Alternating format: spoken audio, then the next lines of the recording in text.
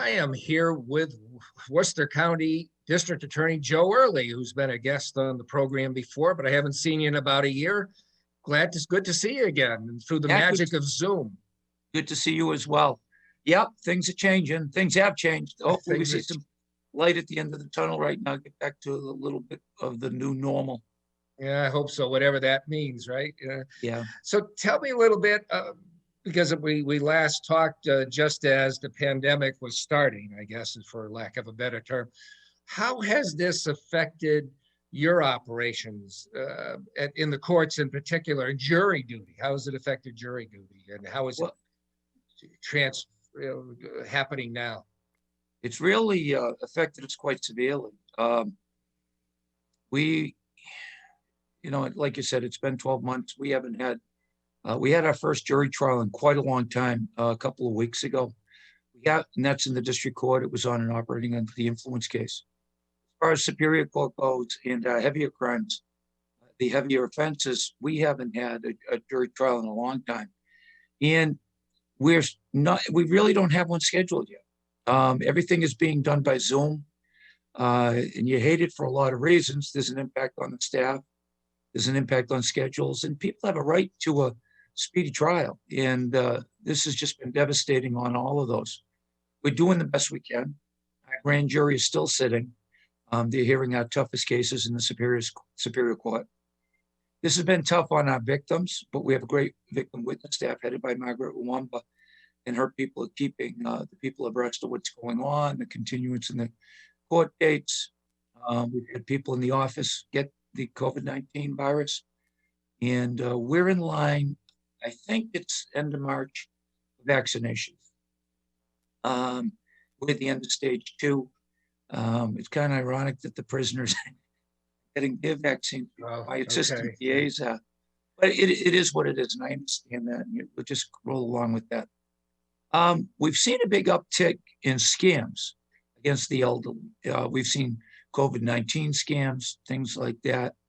So we have put quite a bit of information, Casey and our communication staff has put quite a bit of information out on our website. And I encourage people to go to it to talk about the different scams and still how people won't be calling you with regards to any problem at all and asking for your social security number if they're legitimate. If you do get a call, ask for a number, call back. Because people are taking advantage of people, especially our elderly who paid their dues during this stuff. Sure, yeah, that's become a real problem from what I see. Yes. And some of the other things that I wanted to talk with you about is how has this been reflected in your work to try to put a lid on opioid addiction and cases of drug trafficking, as well as the addiction end, because I know you get involved with both. Yes. Our police, our state police, our local police, Shrewsbury police, they're out there doing their jobs. And they're trying to get the trafficker, the high-end dealer, off the dealers off the street. Unfortunately, what we found out is that addiction, heroin addiction to the morphine molecule, is called substance use disorder. And it's a very complex disease of the brain. And the smartest medical people in the world, Surgeon General Vivek Murthy, Dr. Collins, Dr. Volkoff from the National Institutes of Health tell us that this is not a moral failing or a character flaw. It's a very complex disease of the brain. Pretty much everyone knows a family that's been impacted by this. We've given talks over at Shrewsbury High School, and the principals talked about, this was a year or two ago, they had 38 graduates from Shrewsbury High that had passed through addiction. And one thing that happens with addiction and opioid use, it's a drug that forces people into isolation. So you take the fact that we're in a pandemic now, we're isolating, and then take into consideration the fact that a lot of people have received stimulus checks, unemployment checks. And if someone's in sobriety for a period of time, it's like a trigger. It doesn't have a real good effect in a lot of cases. And between the numbers just came out from the CDC the other day, between May 1st of 2019 and May 1st of 2020, it appears we've got 86,000 deaths. And that's the highest amount of overdose deaths that we've ever seen in a one-year period. So in that regard, this is very sad. We're doing everything we can to get the drug traffickers and the drug dealers off of the street. But this pandemic has been very tough on people who are either alcoholic or having drug addiction. All fall under the title of substance use disorder. Sure, sure. And isolation also entails not having AA, NA, and Al-Anon meetings, which Zoom just doesn't, for most people, I think, in that situation, just doesn't cut it. That it's nice to make the effort, but it's really hard for people who are surviving that to be. So you're out to schools all over Worcester County, making presentations. Yeah, we still are. We still are. We're talking about drugs and alcohol, and we're still talking about our number one most requested program, that's bullying and internet safety presentation. We're also talking about hazing. They're really troublesome issues in our schools. What's also changed with the pandemic is because of Zoom and the amount of time young people are spending on their phones, we're seeing more hazing online. We keep telling people, we deliver a message and we're delivering these programs online. Practice the golden rule. Never treat people the way you want to be treated. Never treat them otherwise. We try and identify with the kids. If you've got a younger brother or sister, if you wouldn't want it done to them, don't do it to someone else. And we tell them, if you're being bullied, if it's happening online, talk to a trusted adult. Talk to someone who can help you with this. You can call our office. But bullying, it drives me crazy. It should never be tolerated at any level. And we're seeing more of it with phone use. With regards to hazing, now that the sports are swinging back into session, at the high school level, it always involves sometimes the humiliation of new players. That's just tough to take. At the college level, it involves the same type of humiliation and also alcohol with rituals that, look, this is illegal. Don't do it. So we get into the schools and talk about it. This is a type of behavior that can be very dangerous. Several years ago, a college had a hazing incident with regards to their baseball team. 3 of the baseball players were left in a parking lot that had passed out, and they had to get treated later. They were left on the road. They could have got run over. So we dealt with that. We put those into our diversion program, which deals with the alcohol and drug issues, and keep them from getting a criminal record. They give us 8 hours of community service. We usually put them on the fields throughout Worcester County, working in areas where young people can be busy between the hours of 3 to 6 for responsible adults. And if they complete that in a 1-hour online test with regards to drugs and alcohol, if that's the offense, drugs and alcohol, we dismiss the charges prior to arraignment. Okay. And it holds the kids accountable without mom and dad coming and paying the fine, them getting a criminal record, which is what was done in the old days. Yeah, well, that's a much better solution then. Yeah. So scamming, that's a big area. Identity theft and scamming, do they go together for what you deal with? All the time, and it's so sad. And we tell us, be care of online romancing scams, online pandemic vaccine scams. Again, you go to our website. There was one woman, she fell in love with a guy on the internet, gave him $164,000 of her hard-earned money. Yeah, but we have what we call a team award, a team excellence and merit award. An Auburn police officer, he was able to go to the bank just through hard work and save $64,000 of the woman's money. And it was a victory of sorts. We put that back in on her family. Thought it was all gone. And I know, with regards to the vaccine, they were giving out vaccines to people who would drive, people, the elderly, to get their vaccine. We saw some scams related with that. Wow. Identity theft. We do tell people, look, you get a credit card application. It's a nice thing to have a small portable shredder in your house. Don't put those applications out into the trash or in the recycling. Shred them. shred them because people are out fishing for that stuff. They're dumpster diving. They can get your information, and once your identity has been stolen, we've seen it time and time again. It creates a whole host of problems, man.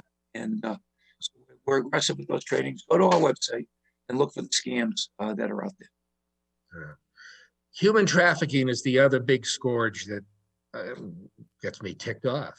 Yeah. And folk, and I know you've had some work in that area at the very least. Can you tell me where that is? Has the pandemic had any effect in that? I've been reading that yes, it has. That's made it more of an issue, and which is hard to believe in this day and age, but it clearly Right. is. So, how do you get involved with that? Well, we get involved in several. We have a sexual assault and sexual crime unit. And for those who don't know, human trafficking is when someone is forced into servitude or forced into prostitution by people that threaten them with physical violence. You know, if they're addicted to drugs, they'll withhold the drugs. It's a very controlling behavior. They'll take them over county lines. They tell them they're going on tour, and they're just forced into prostitution. And what we've done with regards to that is we had some trainings, and we're going to continue to have more trainings to let police know things that they should look for. For example, if they see a young girl in the back of a car or, with three older male adults or two older male adults, just ask a question. Pull her out of the car. Are you okay? Is there something going on here? You're being forced into this. So we're getting our trainings up to speed, making more people aware of this. Our Life, Our Choice puts on a great program. We've had them over at Worcester Technical High School and other schools, just to talk about how they bring young girls into the fold on this, and things to look for if you're a parent or a teacher or a guardian. All of a sudden they'll have more expensive things, more expensive clothes while they're being groomed by these predators to get in. They often threaten them with harm to themselves or to their families if they tell anyone or try and pull out of the business out of human trafficking aspects that they themselves that people have taken advantage of. So we do these trainings to let people know be more aware about it. It's great for law enforcement, things to look for. And we're working with Lieutenant Governor Karen Polito, Shrewsbury's own Karen Polito, on this. Karen's done a great job. Lieutenant Governor's done a great job with regards to this, helping bring in awareness of all of this throughout Massachusetts. She's been a great partner, and we ourselves in Springfield have got grant money with the help of Lieutenant Governor Polito to fight this. Okay, and I know I've had Robin Curry on the program in the past, that she's done a lot of training with truckers. And I don't know if that's still something that you're involved with, but that's a big truck stops and truckers to look out for people who are trafficking both individuals and larger groups of people. And yes, absolutely, because some of the rest stops, the women who are being trafficked will be brought there to be being forced to prostitute themselves at truck stops and rest areas. Right, that's just a great part of it. We actually did our first human trafficking arrest happened a little bit over a year ago. It was a massage parlor, and most of the women that were working there were from different parts of Asia, China. And when we went to bring the case to trial, all of these women had disappeared. So they're very hard cases to prosecute. All of our witnesses were gone. Wow. So you're still out and about doing trainings in the middle of all this other stuff that's going on with the pandemic, and that it must be really hard for your court officers to manage, to go back to the courts for a minute, to manage what they're doing in the courts and trying to keep some sort of process going, I would think, with the court. Absolutely, Matt. Every time we take a step forward, it seems, Casey can tell you, we take 2 steps back. Someone will come down with COVID. He was working at the DCU Field Hospital, and it's just, my other sister is an anesthesiologist. She was putting people on ventilators very hard. And when you hear all of these stories, they're just so overwhelming. But I do think we're seeing some light at the end of the tunnel. Vaccines hopefully that's going to get us back to normal. And, there's a lot of people, so many people when the court system is shut down. Yeah, yeah, yeah, it's a tough time, tough time. Well, you're doing what you can, Yeah, and that's all we can do. that's all you can do. But you're doing a lot of great work, and really Okay. appreciate you coming on and bringing us up to date with what's going on both at the courthouse and all the other programs, and get people to think about particularly scams and identity theft, Oh, what you should do please. about it. That's a big deal, and You along know, with the, yeah, man, and I didn't interrupt you. I get into this business. My father liked helping people. He said it was the best part of the job, helping people. And we put a focus on preventing crime here. I'd much rather prevent the crime than have to solve crime. And part of that is our outreach, talking to kids about bullying and hazing, also helping our elderly. I remember my father giving speech after speech. And he'd say, "You elderly, you've paid your dues. It's supposed to be at a point in life where you can relax. When we've got people going out trying to separate you from your money, that's not relaxing." no, And no. yeah. And one other thing I'd be remiss if I didn't mention, we're seeing a big uptick in hand held use of people using their phones when they're driving. And I understand a lot of this is we become closer to our phones because of the isolation. We've already seen, I read an article the other day, a 37% uptick in phone use and accidents, and unfortunately deaths from people who are distracted while they're on their phone, distracted and driving. So that law changed in February 23rd of 2020, and we've got to get back to stopping the use of our phones. This is another prevention thing while people are driving. I was walking through a crosswalk the other day, a middle-aged woman in a very expensive SUV. I was at a Lever's in Milford, a Lever's market, getting some great Italian food. And I was in the intersection, the lights were flashing. She never looked up from her phone, about 3-4 feet away from me. Oh, God. So we're starting to ramp that back up as well. Our program, we're trying to get people, going to have to get people to put down their phones again. Yeah. And I'm sure you've seen it too during the pandemic. A lot more people on their phones. I'm known as a little bit of a cynical person, so I didn't want to bring that kind of thing up, but it's like that whole law is a failure.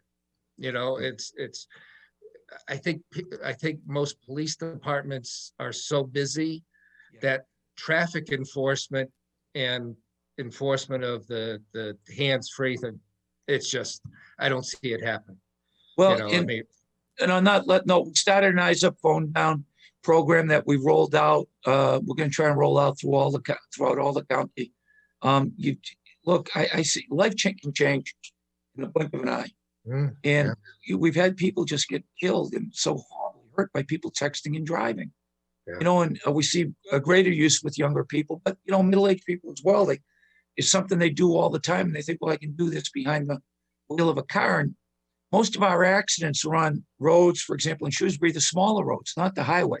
The highway, if you're texting and driving, it's scary because when you type out something on your phone, it takes on average 3 to 5 seconds. It's like closing your eyes on the highway for 100 yards because you'll travel 100 yards at 55, 65 miles an hour.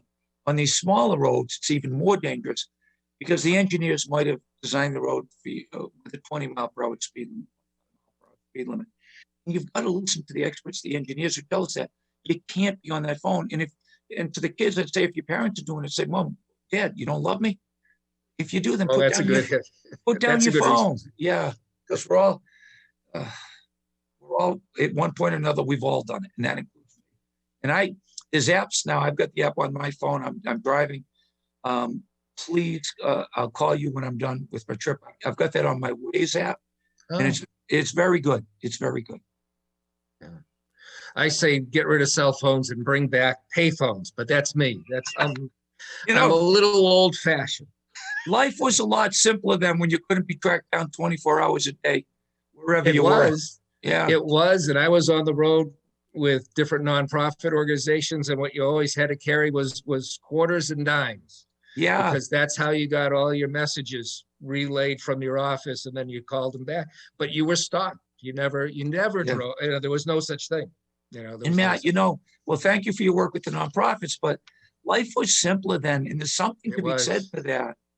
That phone, that technology, they've made it an addictive technology. Person's True. on Snapchat or something, they get a series of likes, they scroll down.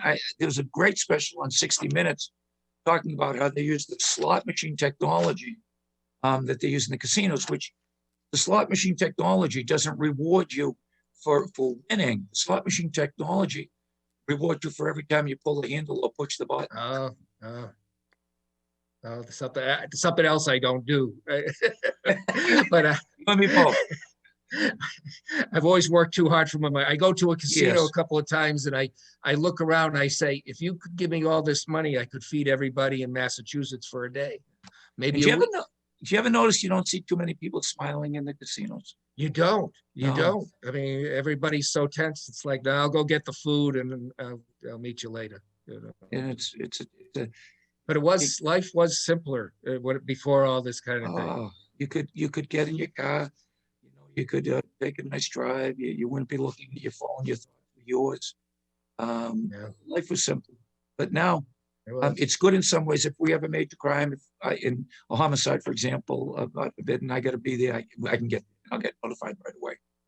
But there are other things. I was reading a George C. Marshall quote book, and it said, I give jobs to my assistants.